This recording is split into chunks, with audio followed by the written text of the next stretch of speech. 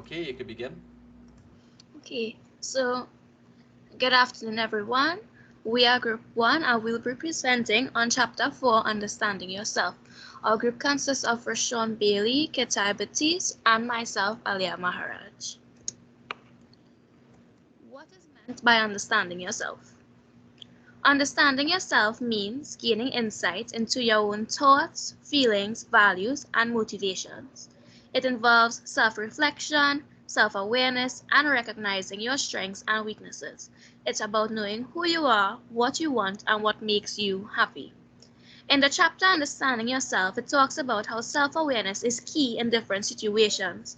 It mentions those moments when you have thoughts like not wanting to speak up in front of others because you're afraid of sounding silly, or when you find yourself procrastinating on assignments even though you had plenty of time to complete them. It emphasizes the importance of reflecting on these thoughts and behaviors to gain a better understanding of yourself. By being aware of your preferred thinking, learning, and relating styles, you can better understand your motivations and your behaviors. It's about knowing your strengths and weaknesses, which allows you to grow and interact with others in a genuine way. This self-understanding is crucial for building authentic relationships, especially in leadership roles. It is suggested that honest and authentic self-awareness coupled with a willingness to learn and change is a fundamental trait for effective leadership. It's about being open to personal growth and embracing the opportunity to better understand yourself. In a nutshell, this chapter dives deep into factors that contribute to your personal identity and what drives you. It highlights the importance of self-awareness in leadership, focusing on aspects like self-concept and self-esteem. It also explores how your values shape your character and decision-making process. Additionally, the chapter touches upon your personality preferences and learning styles. Understanding yourself is a crucial component of studying leadership, and by being aware of who you are and what motivates you, you can become a more effective leader. It's all about recognizing your strengths, values, and preferred ways of learning and decision making. This knowledge helps you navigate challenges and relate to others authentically. By exploring these various aspects of self-awareness, you'll gain valuable insights into yourself and how it relates to leadership. Development of self for leadership. I'm sure when we were younger, we saw lots of movies, but we never realized that most of them had really deep meanings behind it, or perhaps we were just too young to fully comprehend them. Consider the part of Moana, who overcame many obstacles and persisted at every turn. She is a selfless leader, a servant leader, and it was her enthusiasm and tenacity that won everyone over. Her motivation stems from her desire to assist her people and regain balance. Another example would be the Star Wars movies, which was filled with much deeper meaning behind just their adventurous entertainment. Yes.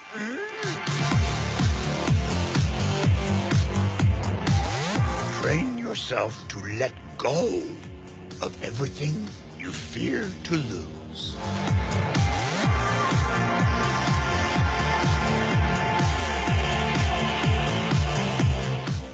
All right, I'll give it a try. No, try not.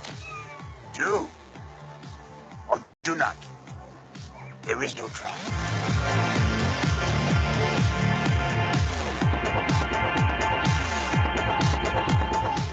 Down, Sandra. Your anxiety is overwhelmed. Keep your concentration here and now where it belongs. But Master Yoda said I should be mindful of the future. But not at the expense of the moment.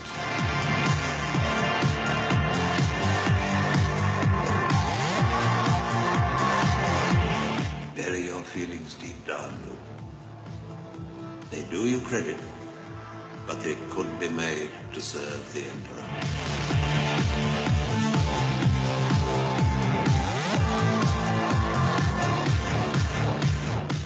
Believe it. That is why you fail.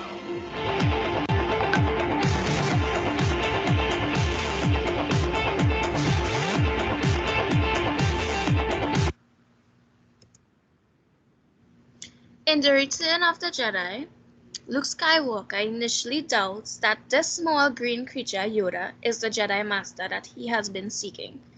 Luke's disappointment grew when Yoda doesn't immediately share his secrets. Instead, Yoda took Luke on a journey of self-discovery, teaching him to tap into his inner power. This inward journey is crucial for developing self-awareness. It helps us identify our abilities, strengths, and weaknesses. By recognizing these aspects of ourselves, we can become more congruent and understand the foundation of our effectiveness as leaders. Understanding our strengths allows us to fully utilize our capabilities. It empowers us to commit ourselves wholeheartedly to a task that aligns with our strengths, leading to greater success. On the other hand, recognizing our limitation fosters humility. It reminds us that we can't excel at everything, and it encourages us to seek support or delegate tasks when necessary. So acknowledging both of your strengths and weakness is essential for effective leadership. It enables us to make informed decisions, leverage our strengths, and work collaboratively with others.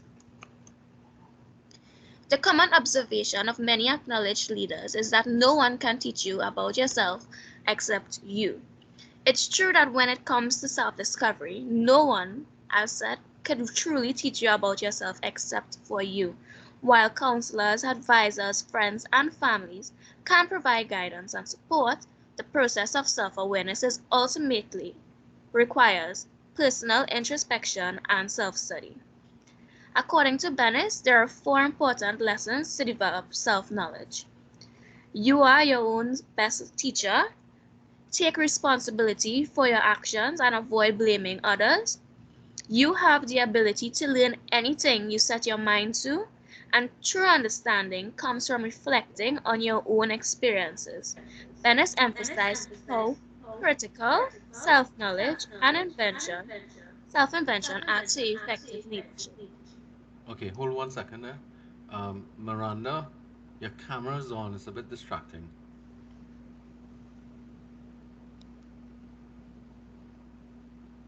Miranda? All right, thank you. All right, go ahead. Basically actualizing your potential. And he says, I can't stress too much the importance of self-invention. He says authenticity is so critical to leadership, and we've got to remember that the Greek root of the word authenticity is the same in author and authenticity, which basically is short for to be authentic is to literally write your own story, to be the author of your own life. If you are conforming and you're letting society write the story of your life, that's literally the antithesis of leadership. You've got to be willing to write your own story. Invent yourself day in and day out if you want to become an effective leader, which is basically. Leadership, as Hassan Tumaking noted, involves self-discovery and maximizing your unique attributes. Throughout your life, you've likely learned how to set goals, motivate yourself, and take personal responsibility for your actions. However, it can be challenging for some individuals to apply these skills in a group setting and take on leadership roles. If you often find yourself thinking that it's not your responsibility and that you leave it to the designated leaders, it may be beneficial for you to develop self-leadership skills. Your decision to explore self-leadership and make a difference is a powerful statement about your commitment to personal growth. While external factors may have influenced your journey, it's important to focus on what you can do to make a positive impact and pursue what truly matters to you. Keep looking ahead and asking yourself, what can I do to make a difference in the things that are significant to me, as you have the power to shape your own path. Strengths and weaknesses. Every individual possesses a distinct combination of talents and limitations, which occasionally may coincide or be interpreted in various ways by other people. It's interesting how, depending on the circumstance, a trait you might view as a strength, such as having good critical thinking skills, can be perceived as both advantageous and disadvantageous. Conversely, traits you would consider weaknesses, like being quiet and modest, can really work to your advantage.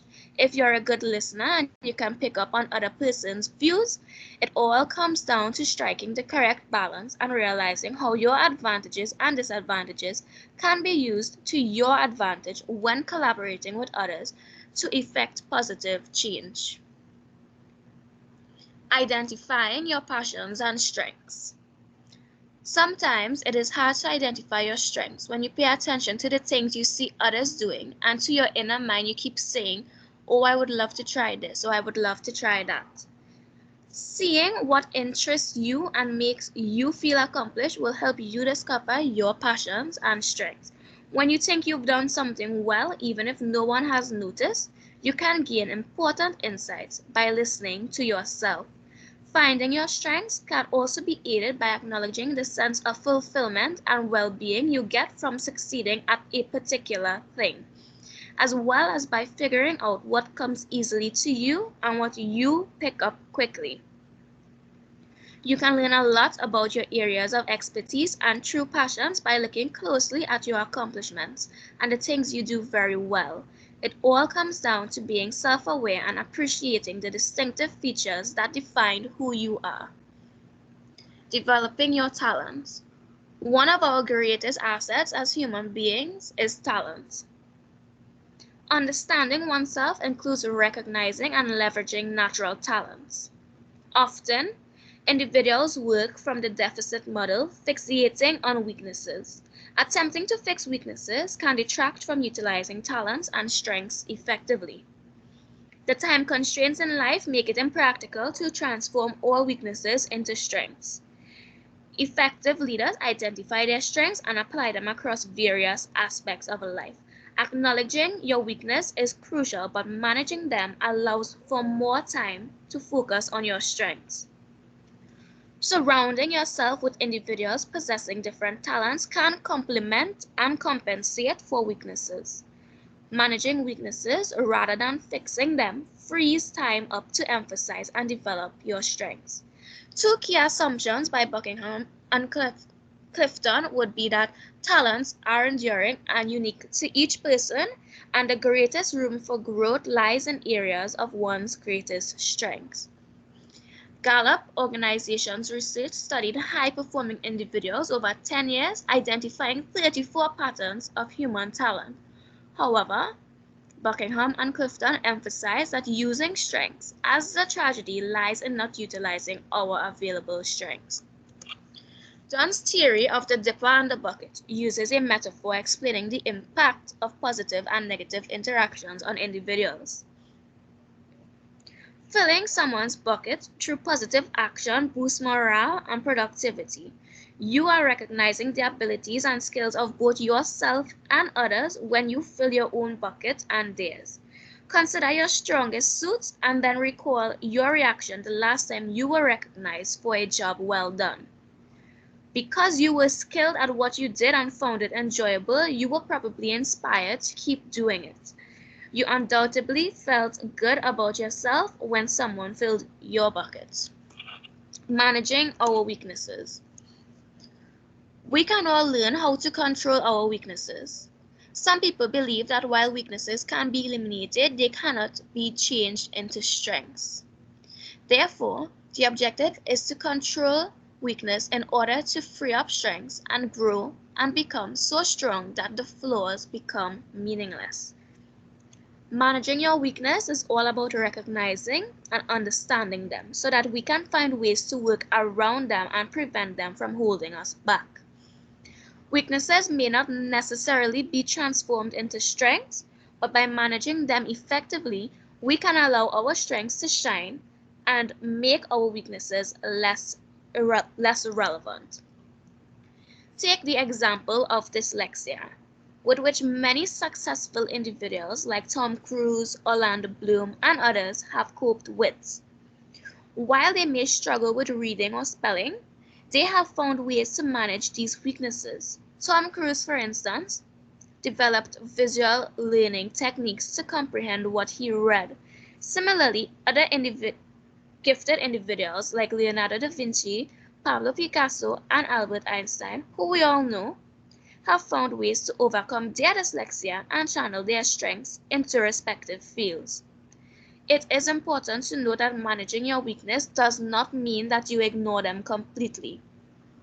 Some weaknesses may hinder our performance and need to be addressed directly. For example, if public speaking is a weakness, we can manage it by learning techniques to make presentations more comfortable, such as using visual aids or encouraging group interaction.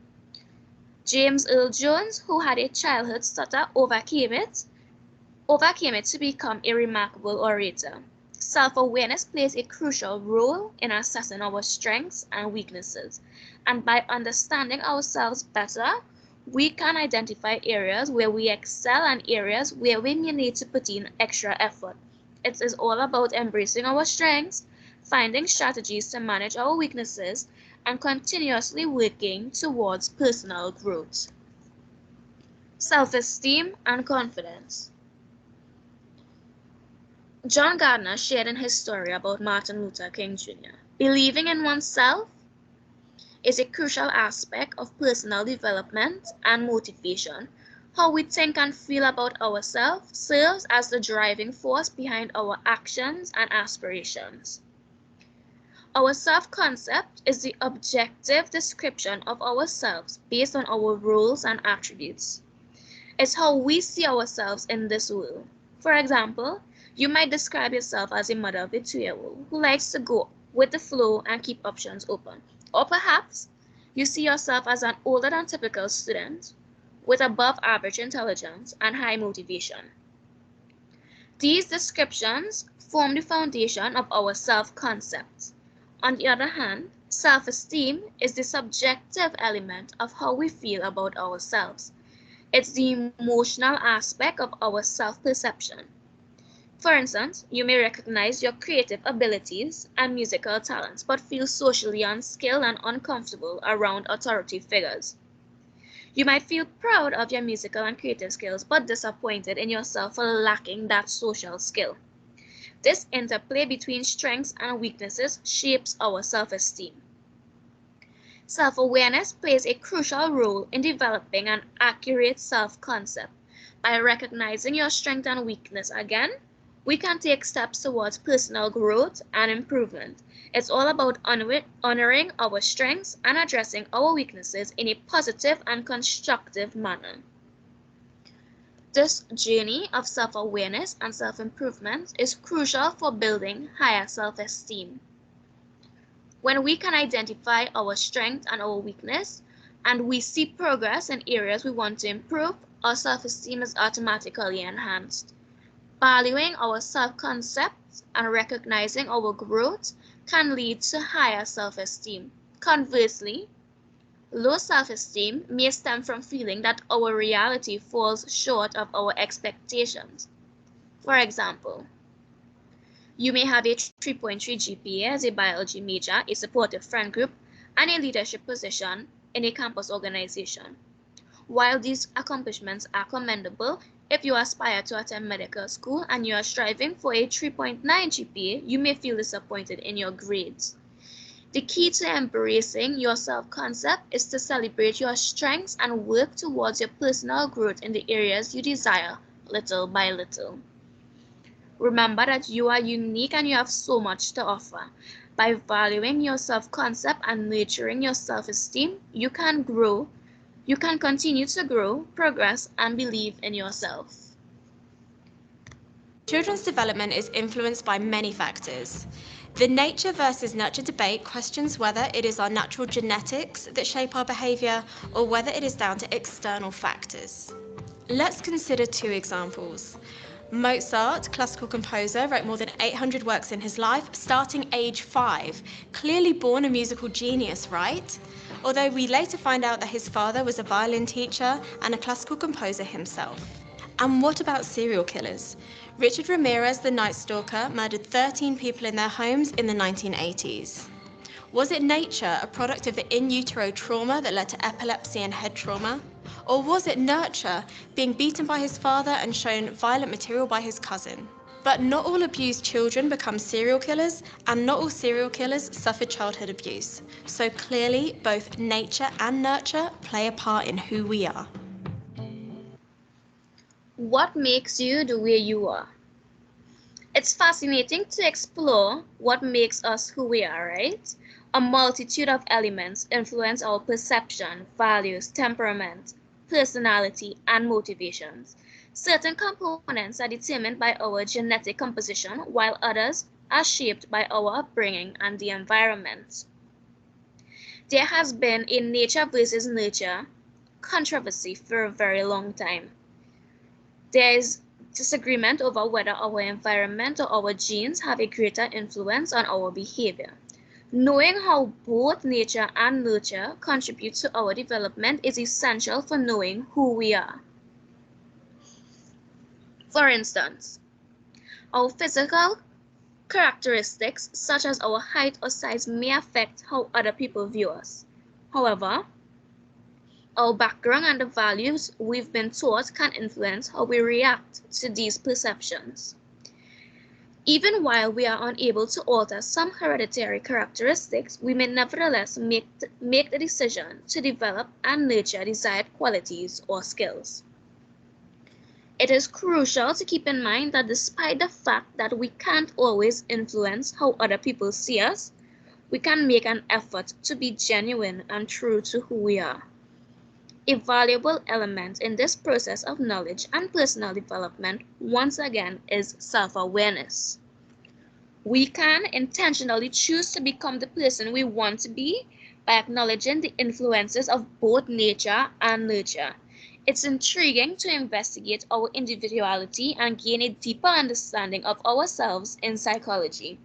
It all comes down to developing inner awareness and accepting the distinctive features of our actions and perceptions. I will now pass you over to Kitai. Children's development. Good day, sir. Good day, class. Okay, starting. Factors that shape your identity. There are many factors that have made you who you are today and who you may become in the future. These factors influence your view of the world and your decisions. Some of these factors include things like gender. Gender as in male or female. We see that the decisions we make and the worldview we make as are different for men and women, such as in the night. In the night, a woman may be more cautious, or she mightn't even go out in the night by herself, whereas a man might just pick himself up and take a walk, right? Now, I just be scared still, but that is a stereotype, and it is a worldview, and it shows a decision. Age. So, as we age, our worldview changes. So, for instance, we think about politics. Sometimes on the news, as a child, when you're like 12 years old, you'd sit down and be like, oh, this is so boring. But when you get older now, it go from just being a man talking on the TV to something important because it might affect you, right? Anybody have any experience or could relate to, like, as they age, how their views on certain things change? No? Okay. Yeah, I have my view on getting rest. I Yeah. didn't like to sleep when I was younger, and now I cannot stop sleeping. Me too. Me too. You want to, because a view you have is that as a child, you want to be an adult. You want to be like, like that's how I was. I wanted to be a big man. And when you become a big man, you're like, please, let me go back to being a child. Please, I beg you. All right. Yeah, I agree with you too. Some of my views have changed from like when I was younger and wondering why my parents would do XYZ to becoming a parent and understanding why certain things are or were how they were. Right. Correct. All right, I like this interaction. Race. We talk about race. We're not talking about drifting and driving fast cars. We're talking about physical traits shared between a group of people with some background ancestral, right? So we have like people from African descent, Caucasian, which you consider white, Indians, right? And your race can affect your worldview and your decision making, because we know about slavery, the racism, that it's slowed down, but I'm sure it still have some of that going around, right? And this could change worldviews, like we see in America, where police, brutality against black people is something that happens, every like year, every 2 years, and that could cause some bitterness towards groups, between groups, because some riffraff, right? Cultural background. Cultural background speaks to the language we speak, the food we eat, the music we listen to, these type of things. So like in Trinidad or the Caribbean as a whole, it'd say, well, something that we like to do is eat food with real seasoning, real pepper, Trini love pepper, roast pepper, all these things. And what could happen is you could leave, Trinidad and go to a foreign country, and it's a different culture, they like different things, they just drink different things, they eat different things. So it's decisions. Trini will eat our doubles, American might eat a hot dog or something like that. Socioeconomic standing. So socioeconomic standing, these are the way, it's based on people's education, income, and the type of job they have.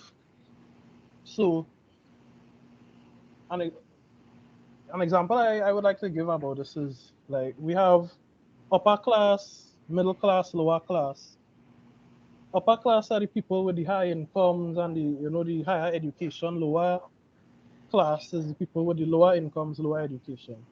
How this might change your worldview and decisions is that you'll find that somebody from the upper class might not value money the same way that somebody from the lower class values money. So somebody from the lower class might spend $100 like it's nothing, or somebody from the upper class might spend $100 like it's nothing, and somebody from the lower class would have $100 and they would hold on to it because they say, you know something, if I just budget this right, this could last me a good while. So that is how decision making when it comes to economic standing can take place. Religion is a big one. So religion such as Roman Catholic, Christian, their decision making and worldview comes from the rules that's set for them. So for instance, we know murder is wrong, right? And that is something that they hold true to. So they would, be against violence and these type of things. Stealing is wrong. They would be against stealing. And so their decisions change because they are not stealing. They're not going to murder anybody. They're not going to fight or these type of things. Sexual orientation speaks to heterosexual, which is the layman term is straight, and homosexual layman term is gay. So this could change who view as in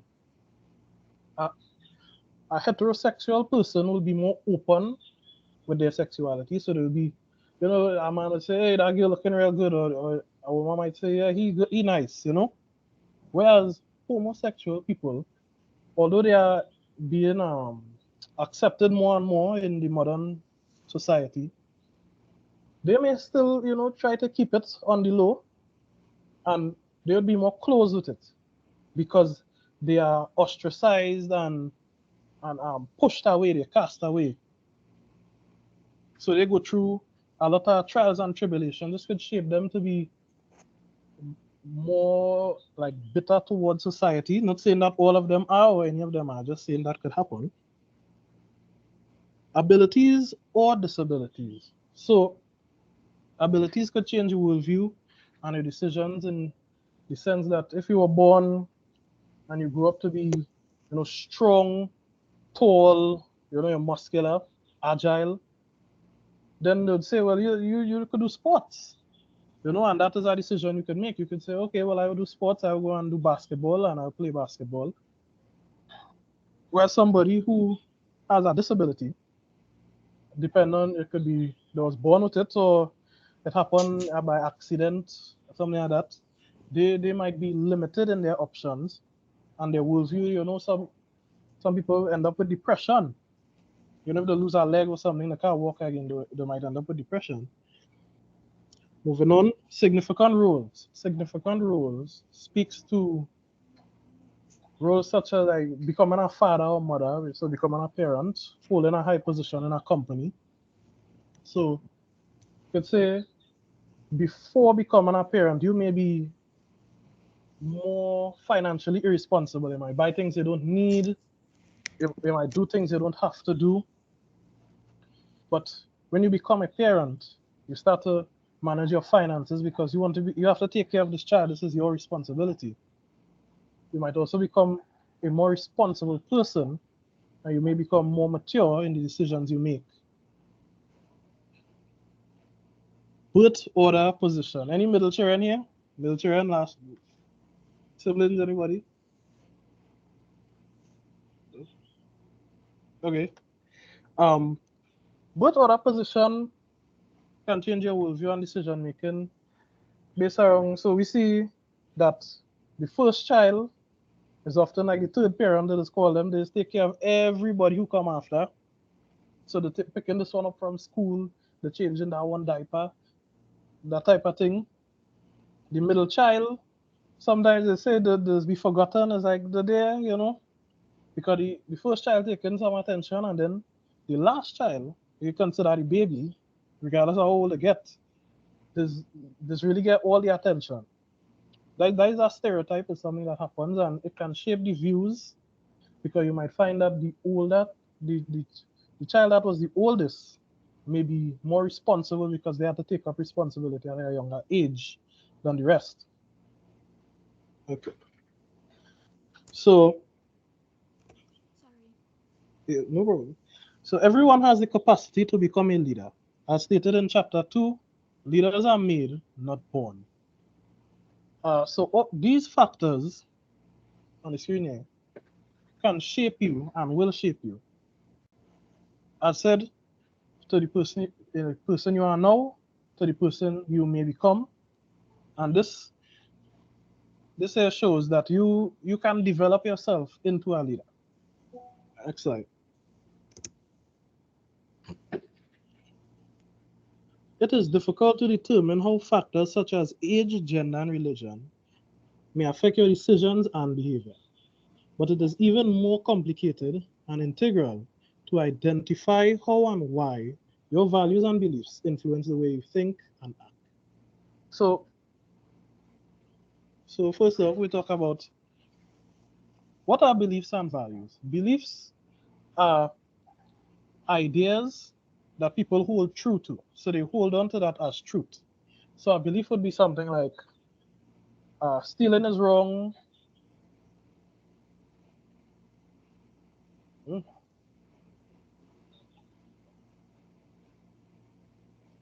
Everybody seeing? Yeah, Yeah. I think Franklin's probably has some Wi-Fi issues or connectivity. He may need to leave and come back to refresh his screen, kind of thing. Okay. All right. Right. So beliefs are like murder is wrong, stealing is wrong, love is good. Right? These are ideas that people hold true to, and beliefs shape the values. So, for instance, somebody saying, stealing is wrong, honesty is good, that could shape integrity and make that person be trustworthy, promise keeping, these type of things. So that is beliefs and values.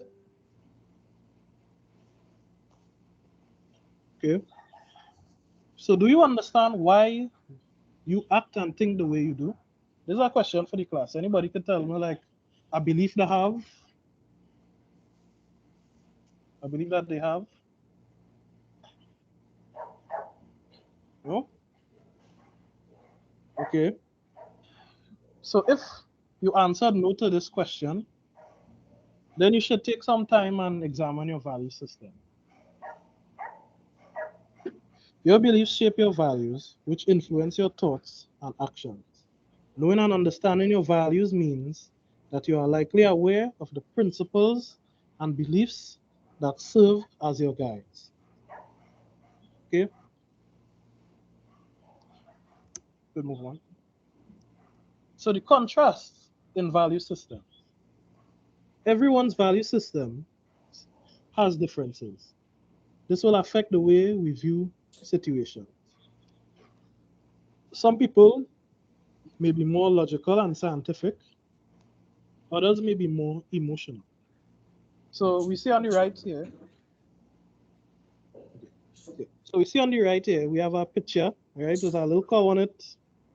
And it says compassion for animals. This is a picture of an animal rights protest.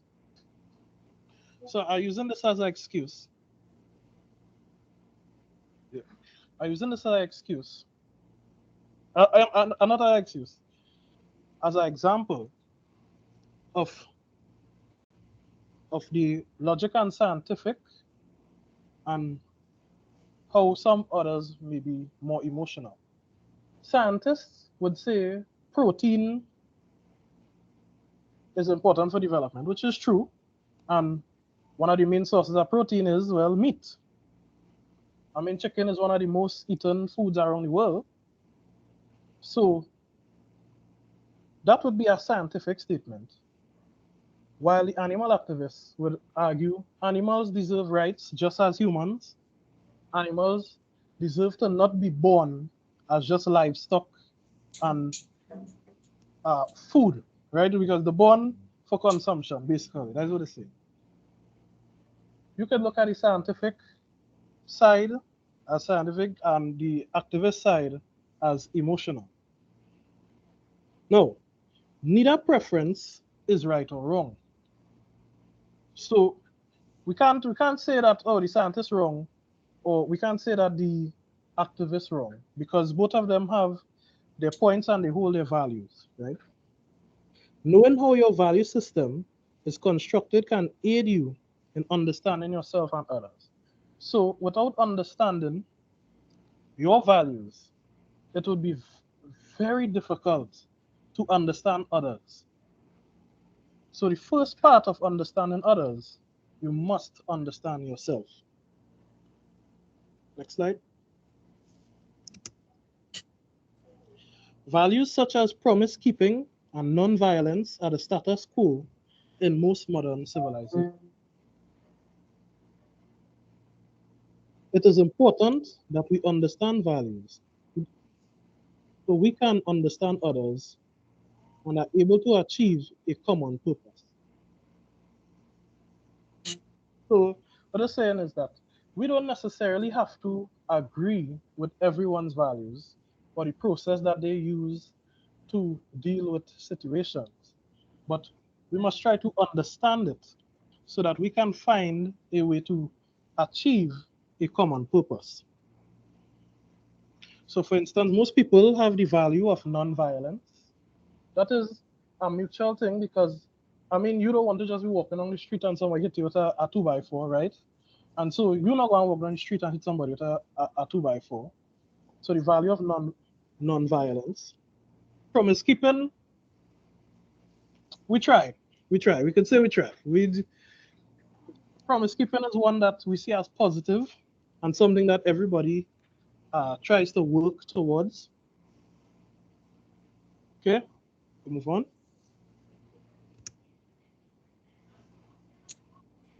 One of the most, so you're saying something? Okay. One of the most integral parts to the value system needed for people working together towards change is integrity within the relationship. So a scenario I could give here is that imagine you're working on a group assignment and you give one guy an important task. And every week you come to class and you ask them, you say, so you're getting it done, they say yes, you're getting it done, they say yes, you're getting it done, they say yes. And then the deadline come and you realize they didn't even start. The next semester when you get put into a group with them, would you want to work with them? Anybody can answer that. Would you want to work with them? Nope. No? No. Okay. I mean, that makes sense, right? Maybe. Maybe. Okay. Okay. If you were to work with them, would you trust them 100%? Not really. Not really, right? So you would give them something, but even though you give them this, you would still have a backup plan to deal with them. In Am I case right? if they fail to do so. Mm-hmm. Right? So then you wouldn't really trust them as a group member, and this would be a barrier when working together because you wouldn't trust them, right? So moving on, the first law of leadership is that your foundation is built through integrity, character, and trust. This is a quote by Brian Cagney. He wrote a book called The 7 Laws of Leadership. And well, as the quote said, the first law of leadership is that your foundation is built through integrity, character, and trust. So our question is, would you want to follow a leader you can't trust, you don't trust?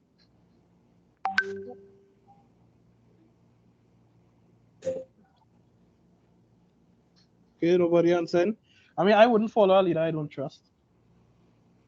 Right? And I don't think any.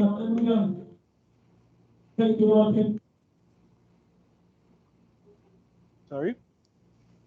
Okay. I don't know who talking, but we're not hearing you clearly. Thank you, Lord. Thank you. So, my team. So, Lord, honor you. Okay. Not hearing.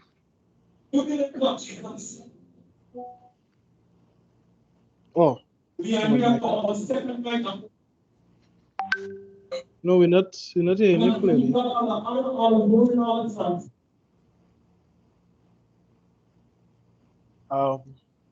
not hearing you clearly. We're not hearing you clearly.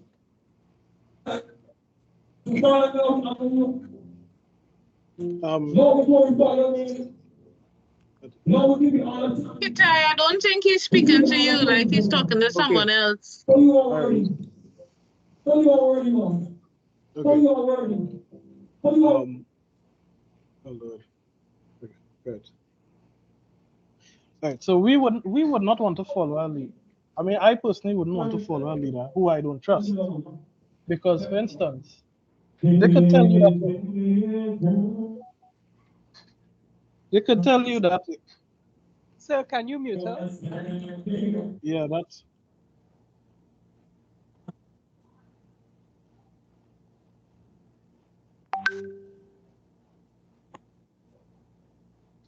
Okay. All right. Yeah. So you wouldn't want to follow a leader who you cannot trust. For instance, they may be working towards a goal that they'll tell you they're working towards a goal for the good of the group. Let me see what he said. He's typing chat. Sorry, I'm Google moving slow. Okay. Leadership is right. He said without trust, there is no relationship. That is true. You wouldn't want to. It have no trust. You wouldn't want to work with them, or you wouldn't trust to work with them. Okay. Right. So we don't want to work with a leader who you can't trust, because if, for example, you're working towards a common goal, or you believe you're working towards a common goal, but really and truly this leader was self-serving, that might deter you from wanting to work with them. And a leader could be competent in what they are practicing in, but if they are not, if they don't have integrity, character, if they don't have integrity and character, and are not able to get the trust of the people that follow them, then they won't really be a leader, because nobody will want to take the directions or advice from them.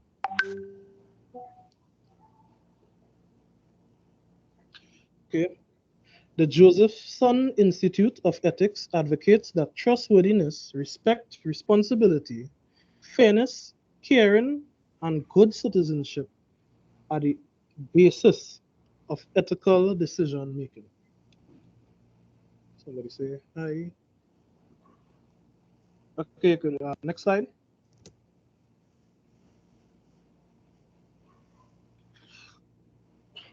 A person of character is someone that encourages ethical decision making and expects ethical behavior from others. A person of character is trustworthy, as to say they are honest, they tell the truth, and being honest and people knowing that you are honest would be quicker to take what you say at face value. They have integrity, they keep promises. Again, they'll take what you say at face value. Keeping promises is you say something, you're going to do it. They are also loyal. They are respectful. So everybody likes to feel respected, and to earn respect, we must first give it. Being respectful means being non-prejudiced, as in you're not, just as Sir said before, just as Sir said in his previous class in chapter 3, prejudice would be like how people perceive gay people, right? So homosexual people, we could say, where some people might want to work with them or they might make jokes on them. A person of character does not do that. They are not prejudiced towards them. They are accepting. They are courteous. A person of character is also responsible. They are accountable for themselves. They are able to show self-restraint. So if they make a mistake, they will own up. If they do something wrong, they will own up. And this is a way that you can develop yourself. By accepting the mistakes you make, by holding yourself accountable, you will be able to further develop yourself and correct your errors. Fair. Correct. The person is fair. So they are just reasonable. They are not biased. For instance, let's just say there's a group of 3 men and 2 women working on an assignment. The group leader will take everyone's opinion at the same value, regardless of gender. They would not discriminate and say, okay, well, these people's opinion don't really matter or don't have anything. They will accept everyone as they are, and they will be willing to accept opinions from all of their members. They are also considerate.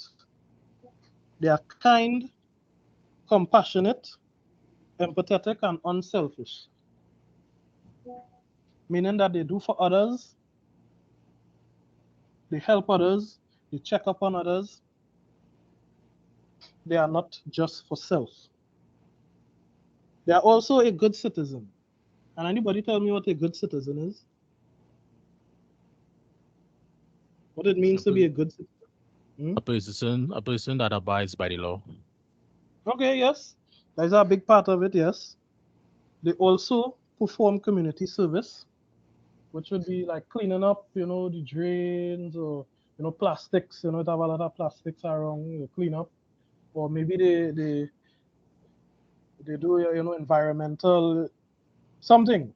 They go to the beach to clean up. They also pay attention to the current affairs of the country so that they can make decisions to better the country. Okay. Wait, I think. Okay, so that was the end for me. Thank you guys for participating and listening to me. I pass it on to Rashawn. Bye-bye. All right. Thank you, Kitai. Good afternoon, class. Good afternoon, sir. Now we look at personal style preferences. Simply to find the best method to showcase your usefulness in your own way through interactions or decision making. It in turn will act as a gateway of discovery and several variations within groups. It also helps to understand why your view of, the view you have in yourself may be completely different to the view others have on you. So, for example, most of us in Custard, right, or even in different college lives, or even in the real world, have at one point worked with groups. And You might think, as the member of your group, you are the hardworking type, and others might perceive you as the not hardworking type, the person who is lazy. Well, the goal here is to help you understand your personal preferences and how it works in the world and the views of others. Next slide, please. We look at the psychological type. Firstly, the study of personality is plentiful in multi-psychology books, courses, and specialized journals. This help the study breaks the normality of the way you perceive things, do things, interact, and decision making to show that the view of not imagining doing them differently can be changed. In turn, the realization that you have the capacity to broaden your approach can be realized. So tell me, who here at one point of your life, right, guys, that you think that the way you are is the best you can, or at one point in your life you think you cannot do anything different than now? Anyone?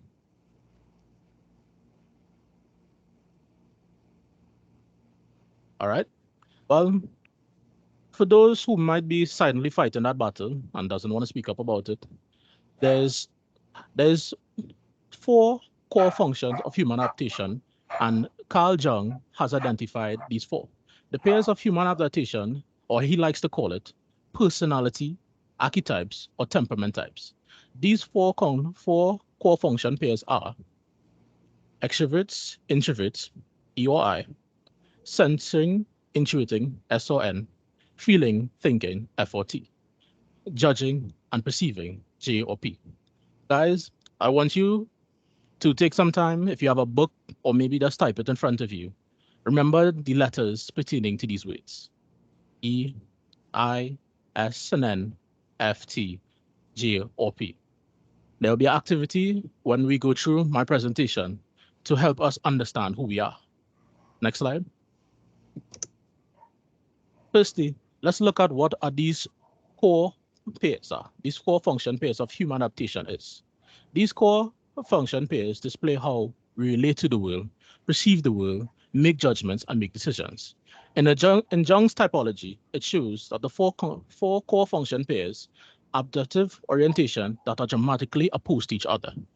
Extroverts, introverts describe how we get our energy. Censoring, intuiting shows how we obtain information.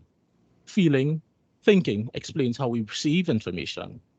Judging and perceiving is the way we choose to make decisions. Next slide, please. So we look at one out of the four core pairs, and this is extroverts and introverts. Firstly, extroverts and introverts pertain to the way we interact with the world. Extroverts is the outer world, whereas introverts is the inner world. What does this mean? Let us start with extroverts and their outer world. Simply put, extroverts and their outer world are people who prefer to live their life outdoors with others. They do their best thinking, work, and gain their energy from being around others. They are very sociable people. As for introverts, their inner world, they are the type of people who stay at home and rather be alone in the way they feel or even think. They rather reflect in silence and think through everything before giving their 2 cents if in a mix of an interactive setting, and even then, they still find a way to be alone. I want you to take note of what I just said. They rather be alone, but they're not opposed to be in the midst of others. The thing is, they do their best work internally and they gain their energy from being away from others and lose it after spending some time in the midst of others. So guys, as I said, I want you all to write down the letters, right? And for this section, we have E and I, extrovert and introvert. So which one do you think best describes you? If you think you're an extrovert, please write E. If you're an introvert, please write I. All right, next slide, please.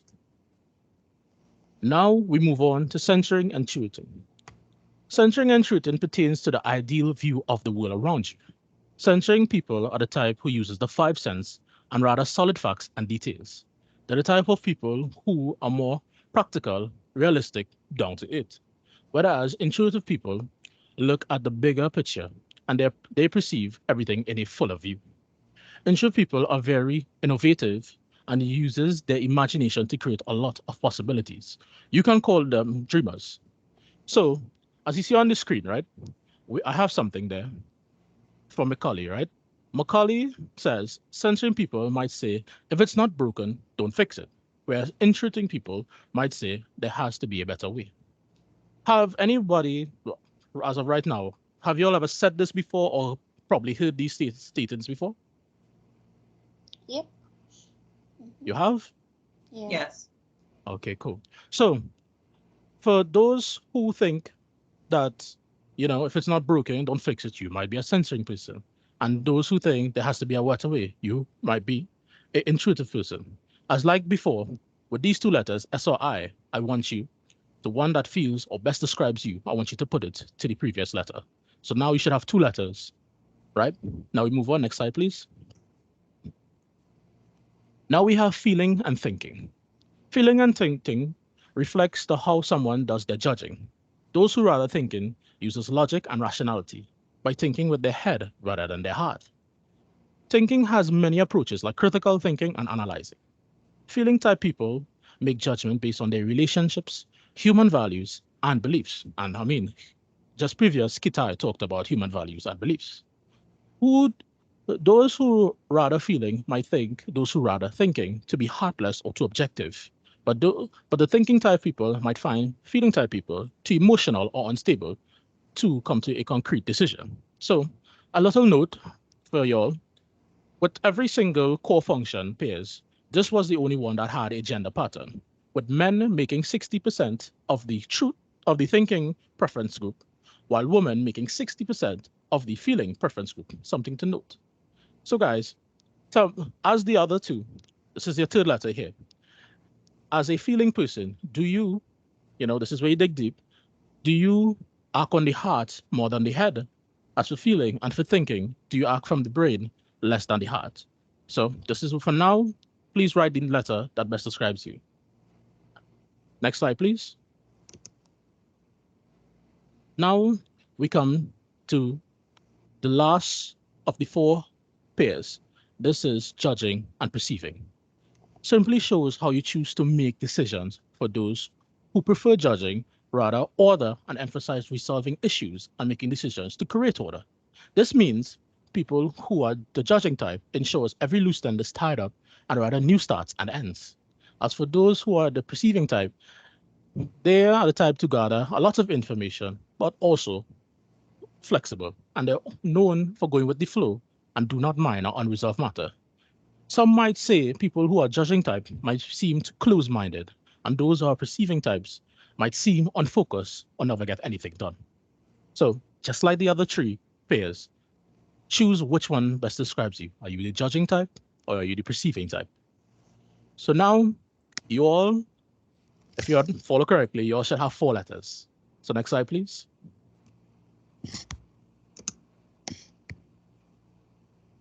Now we look at the type indicator, MBTI, Myers-Briggs type indicator. Myers said, we each have developed preferences on how we most comfortably perceive and judge the world. These pairs and 16 primary personality types image helps us understand and ourselves and others. So, and the MBTI is something Myers-Briggs created and uses 4 core pairs to determine which of the 6 primary personality types fit us. So, next slide, please.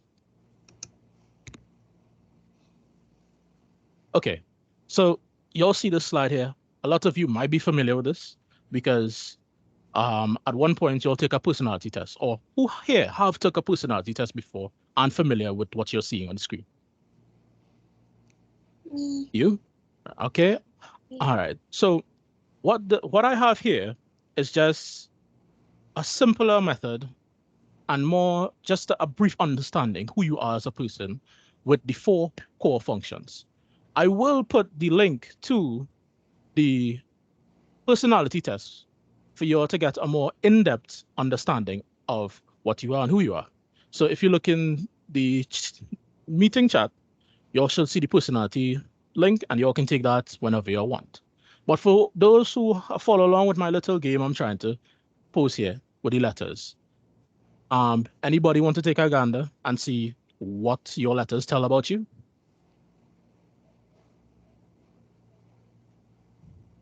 Anyone? Mine would be entertainer. Yours is entertainer? Mm-hmm. All right. So let's see what entertainer tells about you. Entertainer says that you're spontaneous, energetic, an intuitive person, and life is never boring around you. Anybody else? I can't see all of them. But can you give me your letters and I can say for you? So mine, I noticed that they're like I'm in between some, but the one I think that suits me the most is EITP. EITP, right? Yes.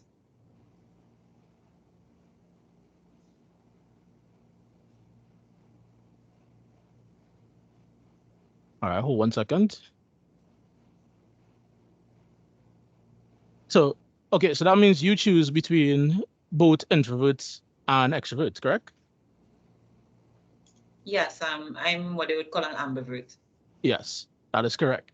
So, to get a better understanding, that's why I post the link for you, because you are the mixture of both. Anybody else with letters? I got ESTP. ESTP. You are what you call an entrepreneur. Smart, energetic, and very, perceiving person who is truly enjoyable in life on the edge, who truly enjoys life on the edge. Anybody else? We'll take one more person or maybe two. I am an INFJ. Say that again one more time. INFJ advocate. Oh, so you said you're an advocate, right? Yeah. Okay. For an advocate, you're quiet, mysterious, yet very inspiring and tireless idealist. Okay, anybody else? One more person.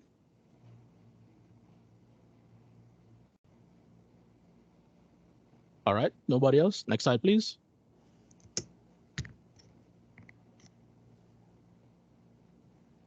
All right.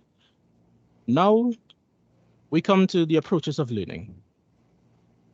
So when it comes to the approaches of learning, fun fact is the 4 core function pairs actually have a way to learn from being an extrovert, introvert, or carry on. So firstly, for extroverts, your biggest gain regards to learning with groups, learning from others, group discussions, thinking out, and depends on if it's answers or even commenting on even questions. This is why when it comes to any academic tests, extroverts perform the best, working together to solve problems and doing group projects. Any social events is your preferred way of learning, basically your outer world. Secondly, when it comes to introverts, your style of learning relies on silence and individual work. In academy settings, your type is to listen attentively and go through what you have learned mentally. You think through everything before doing anything, whether it is for exam or even answer any question. Your value of learning is on your own and your own comfortable space, basically your inner world. Your inner world. Sensory people live for details and facts. Your learning style is all about research of any topic and issues with concrete and proven information. Intuitive people or intuiting people look at more what is there, but not as it is in there. So basically, learning from the big picture. Seeing the big picture is not only, simply small details. You're the type to jump to conclusions with a little bit of information. Projects and your project-based learning is your favorite way to learn in academic settings. Being able to understand your own way within creativity and coming up with different theories. Thinkers, or thinking, your learning style is based on analyzing and rationalizing everything through complete logic, and you thrive in problem solving based questions or activities. Feelers, or feeling, your learning style is all about the environment and relationships you have with people you interact with. The more positive the setting, the better you learn. Judging types of people learn through clear and precise orderly objectives. Basically, everything is scheduled. So whatever you're doing, whatever objective it is, you have a clear-cut schedule to learn or to go forward. and perceiving learners. You are the more flexible, hands-on learners, giving choices or letting you all explore your own way, your own methods. That is the best way for you all to learn. I want to thank you for listening. I give you back to Alia. So, you all hear me, right? Loud and clear. Okay, good. So in conclusion, this chapter concluded with a discussion of self-awareness as a leader and participant. Examining your advantages and disadvantages can help you grow as a talent and maintain a healthy self-image. Important values and models for determining your learning preferences and personalities were also presented. This brings us to the end of our presentation. Do you all have any questions?